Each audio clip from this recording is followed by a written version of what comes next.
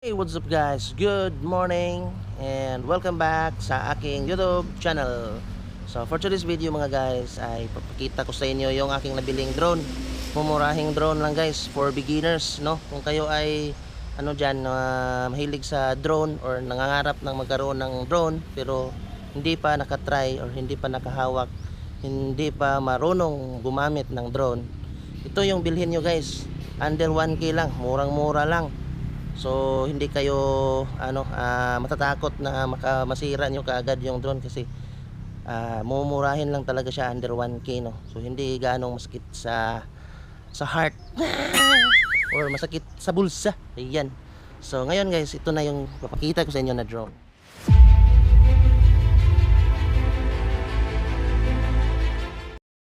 Yan. So itong drone na to guys pala ay nabili ko sa online, no. So ito, kita ko yan sa inyo. So ito pala ay kasama na sa mabibili nyo, no. Free na to. Ayan, ito yung drone. So pakita ko mo lang muna sa inyo yung loob. So nilabas ko siya kasi kanina ay pinagpraktisan ko siya ng maigi guys kung paano siya paliparin. Ayan. So ngayon guys, ito yung inside the box. Ayan. So makikita nyo sa loob, hindi kasama yung baterya guys. So tabi ko lang muna yan dyan. So makikita nyo sa loob, pagkabukas nyo meron siyang kasamang ito, freebie propeller, 4 na propeller and isang charging cable na USB mini ang tawag dito, maliit, hindi pa siya type C. Yan. And of course meron siyang remote control. Ayan, ito yung remote control niya guys. Meron siyang antenna. Yan, ito yung kanyang antenna. And makikita nyo dito sa remote control may mga buttons yan, buttons, joystick, dalawa. And also meron din siyang manual.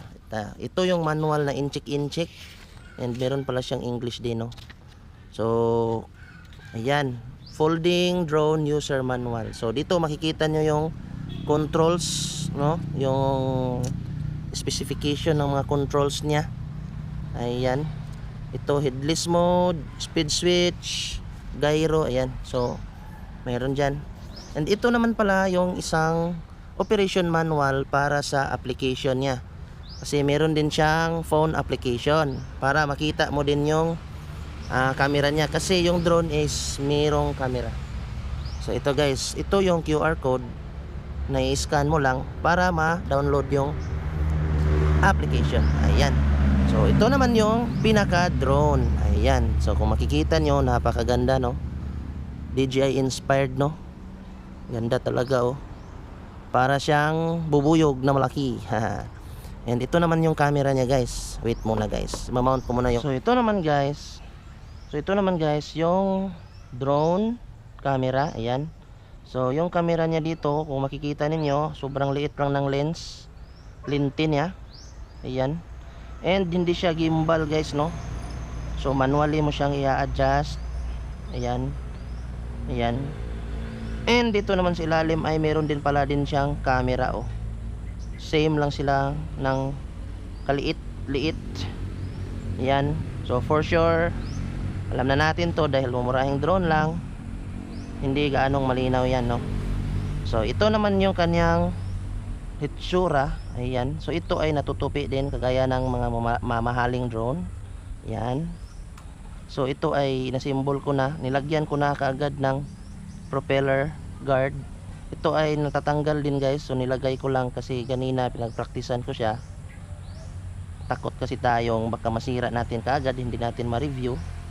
And ito pala yung battery sa ilalim guys. Ayan. So yung baterya niya ay napakagaan lang din. And meron nakalagay dito na ay naputol. Ayan, naputol yung nakasulat. Ma-itch lang yung nabasa ko. Tapos dito mo i-charge yung battery dahil meron din siyang charging port dito na mini USB yung cable kanina. Ayan. So isasalpak lang siya dito guys sa ilalim, sa likod. Ganyan lang, pack. Ayan. So para gumana yung drone, to turn on mo dito, meron siyang switch dito. And yung kanyang controller ay kailangan ng 3 battery. So double A yung battery, ang size niya. Ito. Yan. Lagay mo lang yung battery dyan. Yan. But before that, before ko muna ipapaliparin guys, kung kagaya nyo ko na talagang first time lang talaga maghawak ng drone, syempre explain ko muna sa inyo guys yung function nito guys. So ito pala guys yung joystick. Yan. Ito yung tinatawag na tuning. Kasi itong drone na to guys ay talagang malikot. Kasi magaan lang talaga siya oh. Parang papel lang. Yan, magaan lang talaga tong drone na guys. So ang tendency ay madali siyang matangay ng hangin. So may tinatawag siya ditong tuning. Kung malikot siya sa left o malikot siya sa right, kung sa left siya papunta, ipindutin mo lang tong tuning na to, yung arrow na to, hanggang sa mag steady. Ito naman sa right, ito naman sa forward, ito naman yung sa backward. So dito naman sa guys, pakita ko din sa inyo yung dito sa apps, no. So meron akong apps na dinownload ko na tong apps na to. Dito siya guys. So dito sa apps, papakita ko sa inyo yung itsura ng apps. So ito yung application niya guys. Yan. So, para mag-connect yung drone sa application, kailangan mo lang munang i-turn on yung drone. Yan. So pag nag-blink na, ibig sabihin turn on na yan. Pero hindi pa yan connected. So punta tayo sa settings ng ating cellphone and punta tayo sa Wi-Fi. Kasi itong drone na to ay hindi na nangangailangan ng cable. So Wi-Fi lang yung kailangan niya. Ito, nakita nyo guys, meron siyang Wi-Fi UFO. Click nyo lang yung Wi-Fi UFO para mag-connect si drone. Ayan. Kita nyo, steady na ang light ng drone. Ibig sabihin, connected na yan. So, lipat na tayo dito sa application. Ayan. Automatic na meron nang nag-display dito sa application guys. Ayan, kikita nyo guys. Ayan yung kuha ng front cam. Ayan. Ayan yung kuha ng front cam. I-adjust lang natin yung ayan. And try natin yung sa isang camera sa ilalim. Yan yung camera sa ilalim guys. Ayan. Kita nyo ba yan? Yan yung kuha niya guys. So hindi siya talagang malinaw guys oh. Kita ko rin yung sarili ko guys. Oh, wow. Pangit. So yan. Yan. So doon natin iharap. Ito yung camera niya. Ayan. So pwede din para siyang mag-portrait oh. Dito yung ayan oh. So naka-portrait na yan pag ganyan. So lag lang siya guys no. Hindi siya gaanong talagang maganda yung kuha. Siyempre beginner drone lang siya, di ba? Ayan. Paano na to? Anong gagawin natin dito? Back.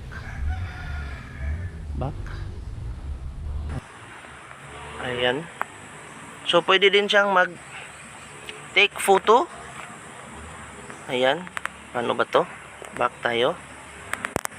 Sana yon? Hindi ko na makita. Ayan, photo. Capture. So yan guys yung kuha ng ating drone. Ayan.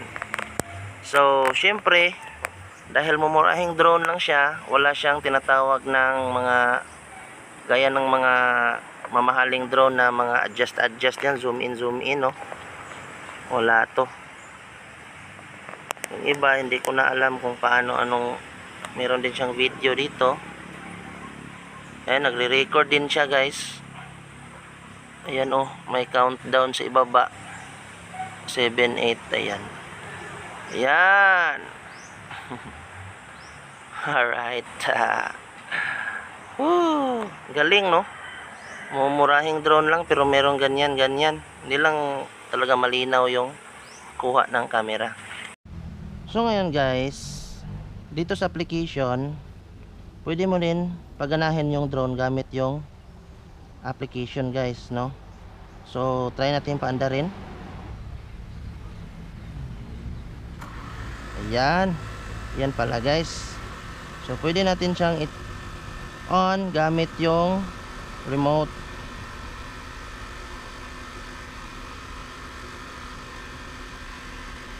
Paano siya i-off? Hindi ko na alam guys kung paano siya i-off. Ayun. Take down. Ay. Mahirap pala siyang i-control dito sa ano guys, sa cellphone. First time ko lang din. Ayan. So ngayon, pakita ko sa inyo, dito tayo mag-control sa remote. Ayan. So dito tayo magpapalipat mga guys. Ayan. So lalagay ko lang tong drone. So ang basic daw nito, kung saan nakaharap, dapat hindi nakaharap sa iyo yung drone, dapat nakaharap doon para hindi ka malito sa controls. Yan. Dapat nakaharap doon. Kung saan ka nakaharap, huwag mong iharap dito kasi ang tendency ay magiging baliktad yung controls dito. So ngayon, connect muna natin yung remote sa drone. Pero hindi ko na nilagay dito yung cellphone kasi hindi siya nag-i-stick dito sa kanyang ano, nalalaglag yung cellphone. So ito naman ay hindi ko naman kailangan yung view ng camera nito kasi napaka pangit. So ang importante dito ay mapakita ko sa inyo kung paano siya lumilipad, and medyo hindi na masyadong mahangin ngayon. Kaya try natin, papaliparin. Yan, sit up lang natin. Yan, dapat maayos ang pagkaano ng drone. At tapos ito turn on muna natin una yung drone hanggang sa mag blink blink, tapos turn on yung controller. So ibig sabihin pag steady, automatic connected na. So let's try. On. Ayun. Ito lang off. Tapos pataas on. Ayan. So ito yung pataas, ito yung pababa, paikot. Ito yung forward, backward, left, right. Yan. So try. First try, sana hindi mag crash. Yan. Yan, dapat mag-adjust ka din. Adjust din tayo. Baba muna natin. Yan. Sumayad. Sumayad. Pangit talaga yung pagkalipad guys. Hindi natin maitaas kasi sumasayad dahil medyo mahangin talaga, napapapadpad ayan hindi maka-take off kasi malakas yung hangin, madali siyang ang ganitong drone guys, madaling tangay ng hangin tingnan nyo ngayon yung yung halaman, yung puno, medyo malakas talaga yung hangin kaya hindi nag-i-steady. Try once more. Hindi natin ito mapapalipad ng mataas kasi talagang malakas yung hangin guys, at naglubat na siya.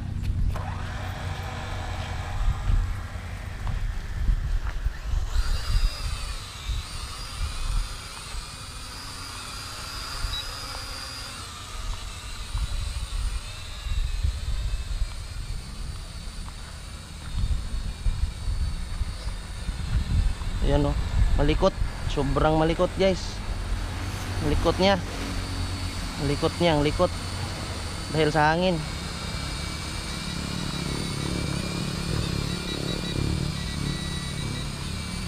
Ayan malikot na talaga So ito yung controls guys left and right.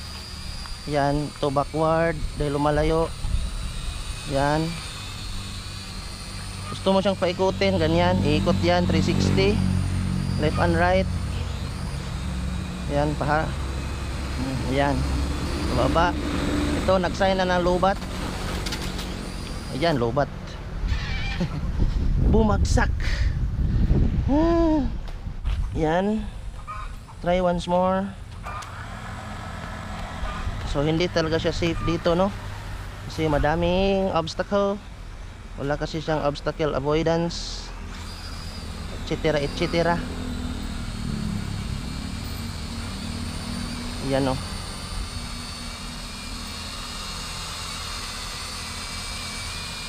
Yan guys, oh.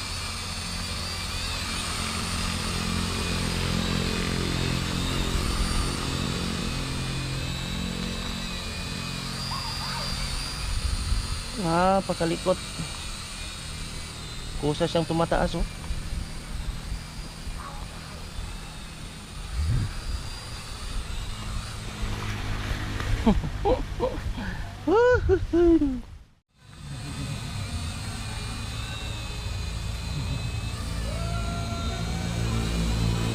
Try na to, og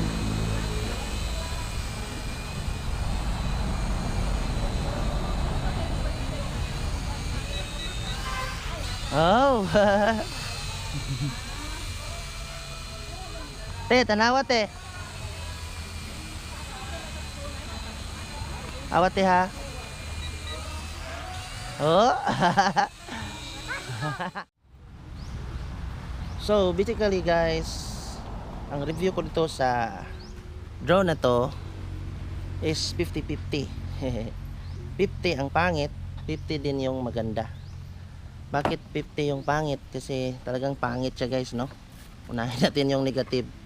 Talagang pangit siya paliparin, no? Lalo na ngayon sa amin medyo mahangin. Yan. Makikita nyo yung mga dahon ng niyog, maalog-alog. And sobrang gaan niya, kaya ang bilis lang niyang matangay ng hangin.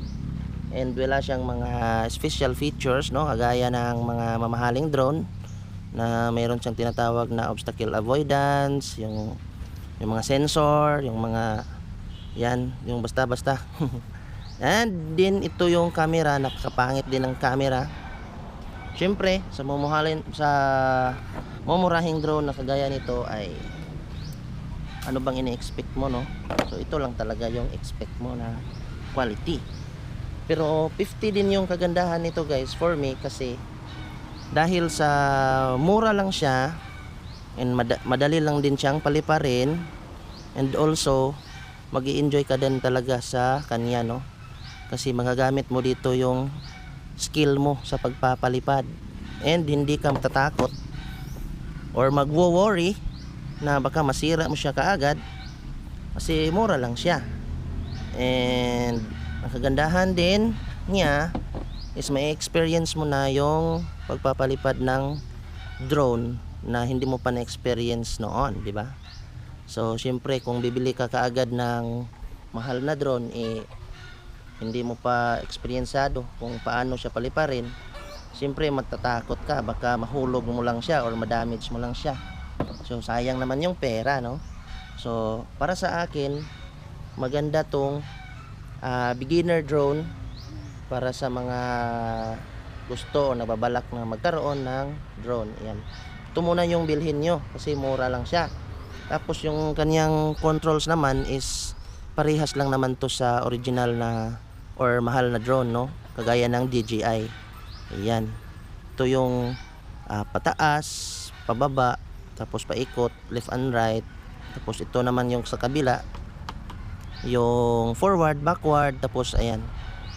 So ayan guys, no, sana ay nagustuhan nyo yung aking vlog ngayon, no, sa pag review or tawag dito, review bang tawag doon, or pagpapakita sa drone na to, sa mumurahing drone na to, Drone Pro. Ayan. So kung gusto nyo bumili ng ganito guys, ilalagay ko yung link sa baba. Yan, para makita nyo or kung saan kayo pwedeng bumili nito. Meron dito sa online, pwede sa Shopee, Lazada, TikTok, etc. Kung saan nyo gustong bumili. So murang-mura lang talaga siya guys. Pwede nyo siyang paglaruan. So hindi na kailangan nung application. So kasi for me, pangit talaga ng application guys. Pangit din ang kuha ng kanyang camera, no. So ang magagamit mo lang dito, or ang kailangan mo lang talaga dito kapag bumili ka ng ganitong drone, dahil kung katulad ka sa akin na baguhan, ngayon pa lang nakahawak ng drone, maganda tong pagpraktisan. Ayan, practice ka lang, tapos wag kang magpalipad sa ganitong area guys, masyadong mapuno. Kung meron kayong plaza dyan, mas maganda doon mag-practice para hindi magsira kaagad, no. Ayan, tapos lagyan nyo ng ito, propeller guard, para medyo bibigat siya kasi sobrang gaan niya. Ang bilis niyang tangayin ng hangin.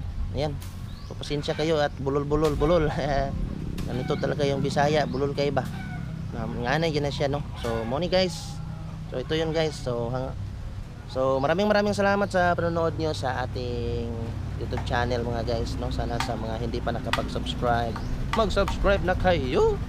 Ayan. So once again, this is Elmark's page mga guys, signing off. Bye for now.